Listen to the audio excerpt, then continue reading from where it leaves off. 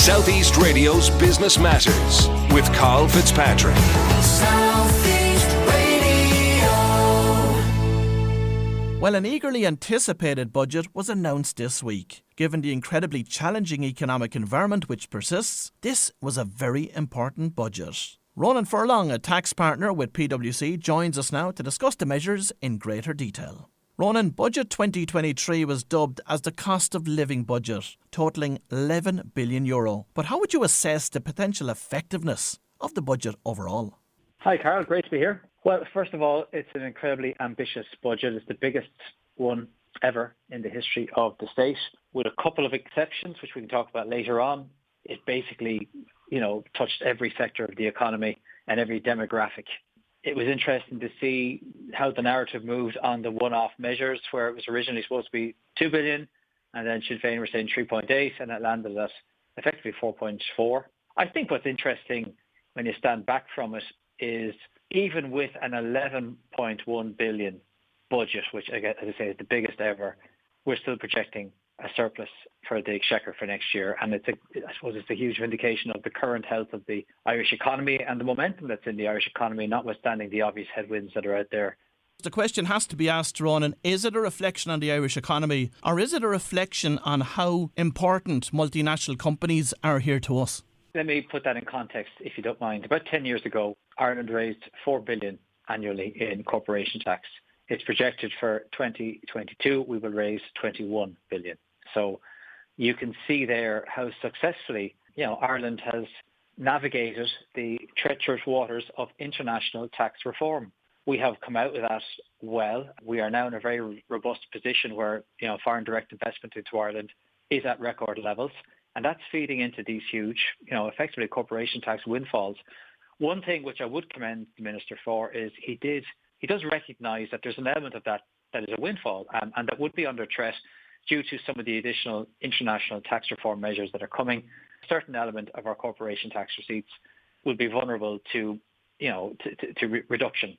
And recognising that, he's increased funding for the National Strategic Reserve. He's putting 2 billion this year and 4 billion next year. And I think that's very prudent because, we have to be realistic about the durability. If you cast your mind back to the last great financial correction we had, the big issue was we were too reliant on construction, construction and the tax revenues that were generated from that for day-to-day spending. So I think it's good that they're setting aside an element. But I certainly don't think if the tax reform goes ahead as planned, I would expect our corporation tax receipts to remain robust going forward into the future, and I'd be quite positive about that. And in terms of statistics regarding these multinational companies, 50% of the corporation tax paid in Ireland was from 10 multinational companies, and the top 100 companies in Ireland contributed to 80% of the corporation tax collected. Are we exposed in that regard?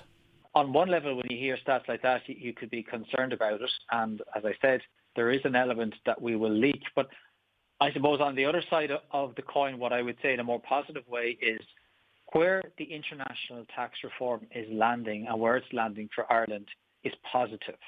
There's a big meeting of the European finance ministers next Tuesday to sign off on these measures. The only country that's holding out at the moment is Viktor Orban's Hungary. Hopefully a deal can be done with them, because if it is done, I'd be pretty bullish on the trajectory for, foreign direct investments into Ireland and sustainability of a good portion of our corporation tax. I think an element will have to reduce because of the Pillar 1 measures, which will reallocate some of those profits outside of Ireland. But by equal measure, some of those multinationals will be paying tax at a higher rate, 15% going forward. And that's additional revenues. What we as a firm are seeing are an increase in foreign direct investment into Ireland because of where this has landed. So, yes, you never want to be overly exposed on one revenue stream as we were back in 2008, 2009. But hopefully this revenue stream will, remain more durable into the future. Now, the aspect of the budget which was being closely watched by businesses and consumers alike was how the government would seek to address the ever-increasing energy bills. From a business perspective, the Temporary Business Energy Support Scheme was announced. Talk us through the detail of this. As every SME will know, there's huge uncertainty about energy costs facing into this winter. We can mention as well the supports that are put in place for the energy credits that are in place for individual households. But this is another really important element in terms of what's needed to support our business community. So what they brought in is the temporary business energy support scheme, and this will basically cover 40% of the increase in electricity or gas bills, up to a maximum of €10,000 per month per business. An overall cap will apply, but I'm not sure what the overall cap amount is yet. We're still waiting for details on that. It will operate by comparing the average unit price for the relevant period in 2022 against the average price in the corresponding period in 2021. I understand the period of apply will be September to February, so a small bit of retrospective element applying to it. It will be administered by the revenue commissioners, and as with all these things, information we have at this stage is very high level, but it has been well received by the business community so far. I think it's a good measure. I think it's badly needed. I think the administration should be kept as simple as possible. I think it's good that the revenue commissioners, they've shown themselves to be extremely efficient during the COVID period in administering these government support schemes. So I think this will be well run and is badly needed. Three other schemes that there's very little detail available on today but will be welcomed by businesses is a €200 million Ukraine Enterprise Crisis Scheme, a €1.2 billion state-backed Ukraine Credit Guarantee Scheme and a Growth and Sustainability Loan Scheme. What are your thoughts on those three? Yes, well, first of all, I think those measures are to be welcomed and applauded, and it's a further set of supports for indigenous businesses which are badly needed. In terms of the scheme, the Ukraine scheme that you mentioned there, the 200 million one that will be administered by Enterprise Ireland, that's basically also an energy support scheme, but it's directed towards large manufacturers and large exporters. So not terribly relevant for the SME market, but again, it's a further set of energy supports for large companies. So all to be welcomed and all badly needed. And moving to the area of VAT next, many will be surprised that the 9% rate for tourism and hospitality businesses is due to end on the 28th of February next and revert to its 13.5% rate. Yeah, a bit disappointed with this, to be honest with you. It was, the budget was framed as an inflation busting or inflation fighting budget, and clearly increasing the VAT on the tourism and hospitality sector, is an inflationary measure. So now, there was a huge amount of lobbying, but I suppose the reality is there wasn't the political will to continue the scheme. And it's not the only pro-inflationary measure. There's also a 10% levy on concrete products from April 23. Again, that didn't go down well with the construction industry. I don't think it had been flagged in advance. And Tom Parlin, I know, came out very strongly criticising this measure. And I suppose, in fairness, I have to agree with him, it is an inflationary measure. It will add more costs. So it does seem a bit counterintuitive. I suppose in the government's defence, there was a reason why they brought it in, which was to help fund the cost of the MICA redress scheme, which is costed it to come in at over €1 billion. So there is a need, and I think there's a sense that the industry involved should make some contribution, and this is how that's been designed. I suppose just what's a bit odd about both those measures is they're actually, inflationary at a time when we're trying to keep a lid on inflation. However, some industries, Ronan, will welcome the application of a 0% rate on their products and services. Yes, and I must say I would strongly applaud the Minister for the reduction from 9% to 0 for VAT on newspapers and print media. I think it's a really progressive move. We've all learned in recent years the important role that an independent media plays in holding governments to account. And we've all seen, unfortunately, what happens when the opposite is the case. So, it's no secret that print media and journalism in general has been under an awful lot of financial pressure because of the online of advertising, digital advertising, and in particular, digital alternatives in terms of how people consume their news. So I think this is a progressive measure, and I certainly would welcome it. And I think we need a strong, indigenous media, and anything to support them is to be applauded. And one other area I want to discuss with you today is the small benefit exemption. Of course, many businesses decide, usually at around Christmas time, to give out vouchers to their staff. Up to now, it has been capped at €500. What increase was made in this year's budget? Well, it's been doubled to €1,000, first of all, which I think is very significant. An awful lot of retailers, consumer confidence figures have fallen. So whilst there's an awful lot of positive momentum in the Irish economy, the one thing that has fallen in recent months is consumer confidence. And this, I think that obviously if someone is involved in retail, that would be a source of concern. This measure, I would hope, would help address that because it puts more, incentivizes people to spend money. And I think what I would say to people is if they're spending money, please do consider getting the County Wexford vouchers that are administered by the County Wexford Chamber of Commerce, because it will keep the money in the county. We want to support, local businesses, which is very important. One other additional bit of flexibility that they've introduced into this, which I think is positive, is you can get it in 2 vouchers. In the previous iteration of the scheme, you had to spend it all in 1 voucher, which is a bit inflexible. I think this gives people just a bit more flexibility to stagger it. So I think it's a good pro-retail, pro-business move, and hopefully we'll keep a bit of activity going in the retail economy this side of Christmas. And of course, the budget for the government's capital programmes has not risen in line with inflation. So as a result of that, what impact is it likely to have on the delivery of these projects? Well, it was a surprise that they didn't raise. It got very little attention, so well spotted by you. I mean, one would have to conclude, because we all know that inflation is running at 8.5%. So the budget that's been set aside will effectively be able to pay for less because of that, because the costs are going up, have gone up. So it's hard not to see how it will have some impact on the capital spending projects that are flagged. Hopefully that won't affect what's been planned for the South East in particular. But, obviously it remains to be seen. But you're right, there wasn't an inflationary adjustment made for that, and that was a bit surprising. With such a significant level of spending under Budget 2023, do you expect that this will have an increased impact on rising inflation? Well, certainly there are elements of the budget that are inflationary, as we've mentioned, such as the VAT increases we mentioned earlier. Also, generally speaking, if you're cutting taxes and you're putting money in people's pockets, that's generally regarded as, a kind of a pro-inflationary measure to take.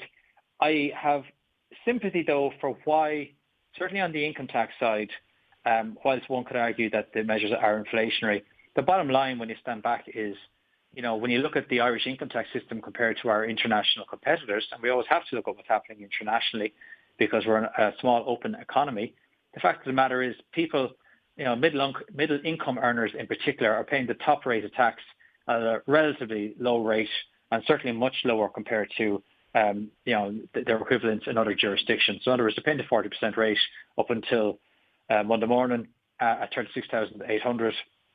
That's obviously gone up now to 40,000. And I think there's more to be done in that regard, just to get us in line with, countries such as the UK or other countries. So, I think one thing that he mentioned, by the way, on that front is the potential introduction of a 30% tax rate. So Mr. Donoghue mentioned, sort of tantalised that might be brought in. They're going to review it, and they're saying they'll reach a decision by summer 23 with a view to bringing it in early 2024. So, that may be a further, depending on how it operates, it could be a further relieving measure for middle income earners. So we'll see what comes out of that. But good to see that they're looking at taking further measures. And Ronan, what measures which were not included in Budget 2023 would you like to have seen implemented? Well, I was surprised that there was not more progressive measures taken to support the residential rental property supply issue, or to put another way, to stem the tide of landlords that are exiting, private, small landlords that are exiting that market. It is a real issue. We can see it in County Wexford. There's a real shortage of, rented residential accommodation. And, there was a lot of speculation and anticipation that measures will be taken to incentivise landlords to re-enter, or at least to stay in that market. The measures that were announced certainly were positive for tenants, and that is definitely to be applauded. This is the €500 rental credit, which actually will be available in 22. So that's very positive. But there was very little by way of incentive for the landlords, and they're that's the class that is exiting the market. So that's a bit disappointing. What they did introduce it wasn't so much a carrot; it was more of a stick. In that they brought in this vacant home levy. It'll be set at 3 times the local property tax rate and will apply to any property that is not occupied for more than 30 days in a 12-month period. So, as I say, it's not so much a carrot approach, it's more of a stick. So, a bit surprised with that, and hopefully, we'll see what effect that has in terms of supply into the market. The other thing which I was a bit surprised about, and personally a bit disappointed about, and again I think it's relevant to County Wexford, is Ireland's move to decarbonise our economy. We have very ambitious 2030 renewable energy generation targets. Obviously, County Wexford can play a huge part in that in terms of what's been planned for off our shores. But I do think that more can be done to support SMEs, Irish-owned businesses to go on this decarbonisation journey, to make the move into more renewable forms of power, and transforming how they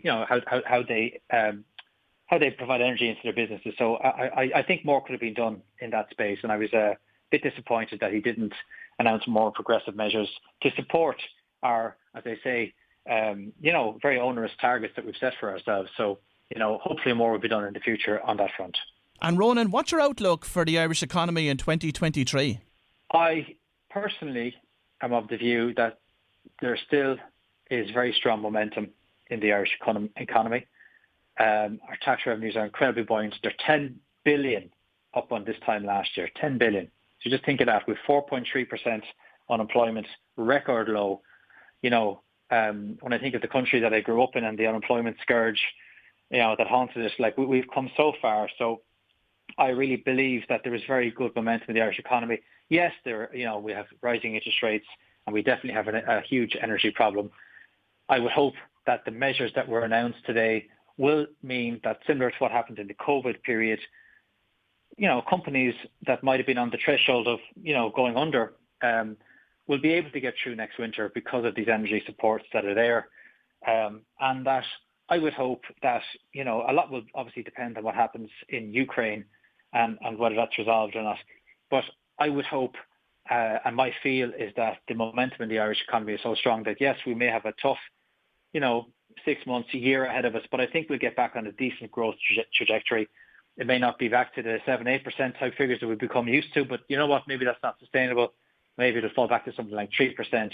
But again, maybe that's more sustainable, and maybe that's a better growth trajectory for the economy. So I would still be upbeat. I'll be upbeat about foreign direct investment. I'll be very upbeat about the strength of our own indigenous sector. And yeah, we have a tough time ahead of us, but I think we're going to get through it. And Ronan, finally, on the topic of foreign direct investment, I attended the PwC budget breakfast there on Wednesday morning in Wexford, and one of the guest speakers that she had was Dr. Ray Griffin from C2. Very, very interestingly, he spoke about IDA jobs in Wexford. And whilst Wexford has 3.2% of the country's population, we only have 1.36% of IDA jobs. So he estimates that we're missing 5,000 IDA jobs in Wexford at an average salary of 66,000 euros, which is a huge 330 million euros of income that's missing from the County Wexford economy. What are your thoughts on that? Well, just think of the contribution that, those kind of workers would make to the local economy, would make to the indigenous economy indirectly.